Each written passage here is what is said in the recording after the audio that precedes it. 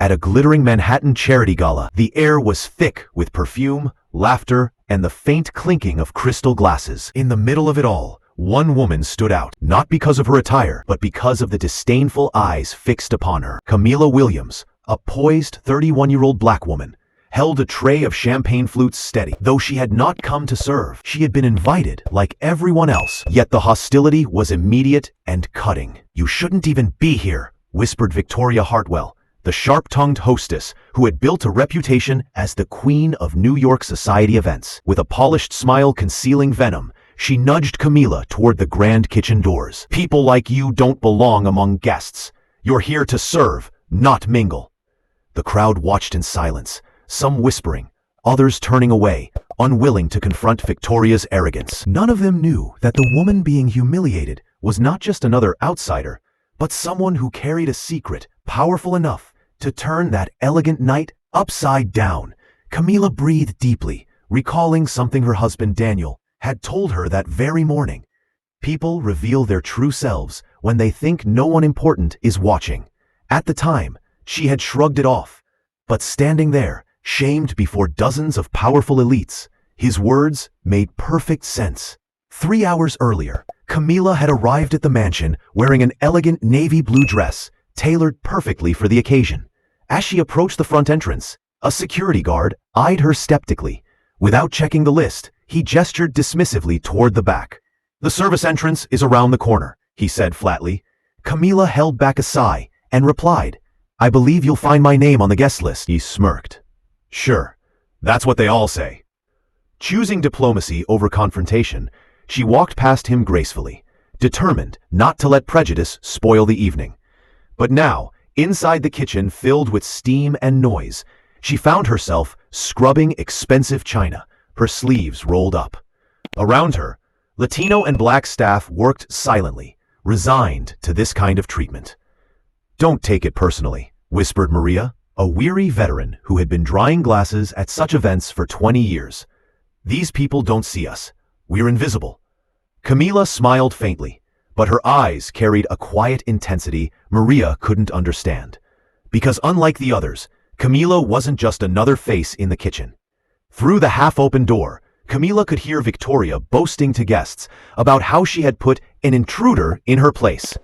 Laughter followed. "Some people just don't know where they belong," Victoria said smugly. "It's our duty to remind them." That was the moment Camilla smiled for the first time. But her smile wasn't one of defeat. It was a calculated, patient smile. For years, she had lived in silence, letting arrogance roll off her back. But tonight, with the city's most powerful figures all gathered in one place, she had an opportunity she had been waiting for. What no one knew was that the woman scrubbing plates was one of the country's most respected crisis consultants. A Harvard Business School graduate who had quietly amassed an $80 million fortune. She had saved corporations from ruin, rebuilt tarnished reputations, and brokered deals that shaped entire industries. Yet she had always preferred to stay behind the curtain, invisible by choice. Tonight, however, her invisibility was imposed upon her, and she intended to show these people the cost of their arrogance. Victoria was not satisfied with mere humiliation. She wanted a spectacle. She marched into the kitchen with two prominent guests, Robert Sterling, a real estate tycoon with a cruel laugh, and Patricia Westfield, a senator's wife notorious for her elitist views. "You're washing too slowly," Victoria barked, crossing her arms. "People like you should be grateful for even the smallest job. And yet here you are, failing at even that." Robert chuckled loudly. "In my company, someone like her wouldn't last 5 minutes." Patricia sneered. "This is the problem with America. We hand out opportunities to people who clearly don't deserve them." The words cut through the room like shards of glass. The other staff lowered their heads. Maria whispered urgently to Camilla, "Please don't respond. They want to provoke you." But Camilla was beyond provocation. She was calculating. She turned, drying her hands with deliberate calm, and met Victoria's gaze. Her voice, soft yet commanding, carried across the room. "It's fascinating," she said, "that we are at a charity event meant to support underprivileged children, Yet the organizers themselves cannot extend basic dignity to a woman they believe belongs in that category. The room went silent. Even the clattering of dishes ceased. Victoria blinked rapidly, unsettled by the sudden shift. "Excuse me?" she stammered. Robert stepped forward, frowning. "That's completely different." Camila raised a brow. "Is it? Or is it exactly this mindset, treating people as lesser, that perpetuates the very inequality you claim to fight against?"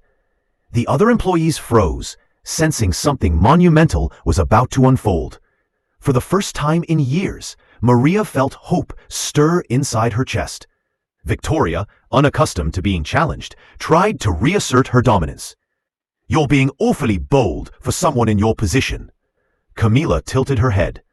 "And what position is that exactly?" The hostess faltered, realizing any word she chose could expose her prejudice further. "Well, you're washing dishes, aren't you?" Camila's lips curled into a sharp smile. "This kitchen, this house, this event, you speak as though you own it. Tell me, Victoria, do you know who truly owns this mansion?" Victoria stiffened. "It's rented for the night, of course." Camila leaned closer, her eyes gleaming.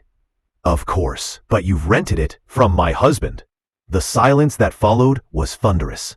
Glasses froze midair, whispers rippled, and every eye in the kitchen widened. For the first time, Victoria's confidence cracked. Camila continued smoothly, her voice calm but unyielding. "Yes, this is our home. My husband is finishing a board meeting and will be here shortly. When he arrives, I'm sure he'll be very interested to hear how you've treated his wife." Patricia's mouth fell open. Robert paled visibly. Even Maria dropped the glass she was drying, stunned by the revelation. In that instant, the balance of power flipped completely. Camila did not raise her voice, nor did she gloat. She simply laid the truth bare, letting the weight of it crush those who had mocked her. "The irony," she added, "is that you believed me to be invisible. You mistook patience for weakness. But the truth is, I wanted to see who you all really are when you thought no one important was watching." The guests who had followed Victoria into the kitchen shuffled uncomfortably, realizing they had witnessed a humiliation that would soon become a scandal. Minutes later, Daniel Williams, Camila's husband, entered the mansion. A tall, composed man in a tailored suit, he radiated quiet authority. Spotting Camila, he walked straight to her and kissed her cheek, ignoring the stunned crowd. "I heard you had an interesting evening," he murmured. Camila smiled knowingly. "Nothing I couldn't handle." Daniel turned to Victoria, Robert, and Patricia, his expression icy. "This home has hosted senators, CEOs, and world leaders, but tonight it hosted cruelty and prejudice. That ends now." Word of the confrontation spread through the gala like wildfire. Guests who had laughed earlier now avoided eye contact, ashamed of their silence. Maria and the other staff looked at Camila with newfound respect, realizing she had done what none of them had dared. In the days that followed, whispers of the kitchen incident filled New York society.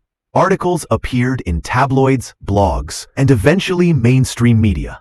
Victoria's reputation as the queen of society events crumbled overnight. Robert and Patricia faced public backlash for their remarks, their carefully curated images tarnished. Meanwhile, Camila's name began circulating, not as a victim, but as a symbol of quiet strength and unshakable dignity. But Camila herself remained calm. She had not sought revenge for its own sake. She had wanted to expose hypocrisy, to remind those who wielded power that wealth and status do not define worth. In her closing words to Daniel that night, she summed up the lesson that echoed beyond the mansion walls. Respect costs nothing, but lack of it can cost everything. And that, perhaps, was the most powerful message of all.